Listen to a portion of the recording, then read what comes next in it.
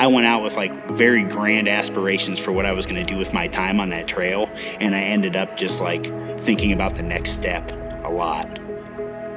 All right, take one more, take one more, take one more. Like I think back to like my walk, like with God, and I realized, you know, that's kind of what my life was. Let me give you a snapshot of who I was back then. Played poker and drank, and drank a lot. I was just lighting one cigarette off the other, so smoke one. When you get to the end and light it, it's all day. I didn't trust people. I didn't like people. The smoking, the drinking, the drugs, like all of it, the whole purpose of it was to shorten my life. My goal is no expression on my face, no, like, you're not gonna know what I'm thinking, what I'm doing, what I like, what I don't like, because then there's no chance for you to ever hurt me. In 06, I got to spend time with Dad. We used to golf, like, way back when, but I hadn't golfed with him for a while because he was hurt.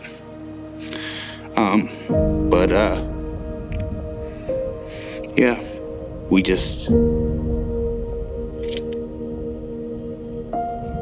we'd eat breakfast together, you know, smoke cigarettes. It was kind of it.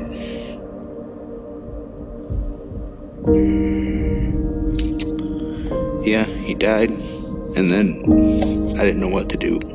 I mean, I knew what to do, but I didn't have a reason to do it.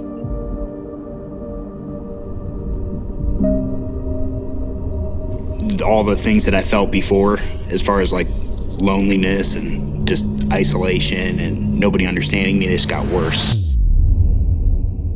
Still smoking. I mean, that was kind of like my piece of Dad that was left, like, was a cigarette, so I didn't really have anybody to like achieve anything for.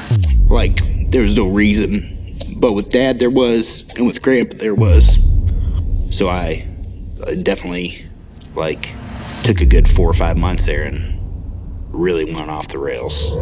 Usually early part of the afternoon, and I drink a bottle of scotch. Like, that was kind of my thing, just at the house, just have a bottle of scotch, and then I go to the bar, and then I close the bar down on Saturday night, and then I go to a poker game where there was a fridge full of beer that was just for me. So that was kind of like every weekend. And then I go back, I work, 14, 16-hour days. I knew why I needed to go to church.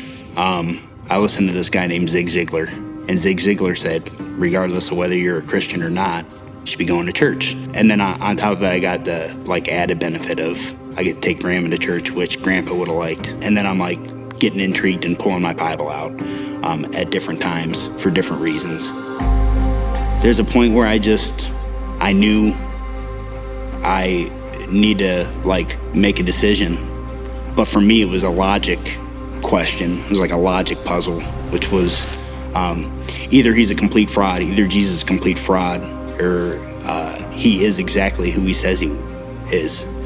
That was like kind of my line in the sand, and I walked over it. When I made that step, that's when that grace just kind of flooded in. I was a Christian for a little while before I found a church. And eventually I get invited to Faith Family. And I was here on a very specific Wednesday night. I remember the speaker, I remember the message, I remember everything about that night. And I remember just not wanting to leave. I decided I was gonna get involved because I'm here now. And I had the first flash that I had where I experienced purpose. I started to appreciate all these people that I was around. I just started to appreciate them for them. By God's grace, this year in April, I'll be 9 years sober. Once I became a Christian, I knew that there was going to be growth. And I knew that one way that I could chase growth was having these big, audacious goals. When I met those challenges, I wouldn't be able to get through them myself. God would have to show up. I decided at that point, I'm gonna run 100 miles in 24 hours. I signed up for this 24-hour race up in Kirtland that was taking place, I think, 5 months after I decided I was going to do it. My legs were dead after 50 miles. 50 miles in, I ran the first 50 miles in like around 10 hours. And so I'm like way ahead of the game, but I got another 50 miles to go to hit my goal, and my legs were done. I ended up going and doing 101 miles, like on a 1 mile trail. Ran it 101 times. I had started dating Emily just a little bit, maybe a year before I started really getting into the running. When I decided to do this race, Emily crewed me on the race.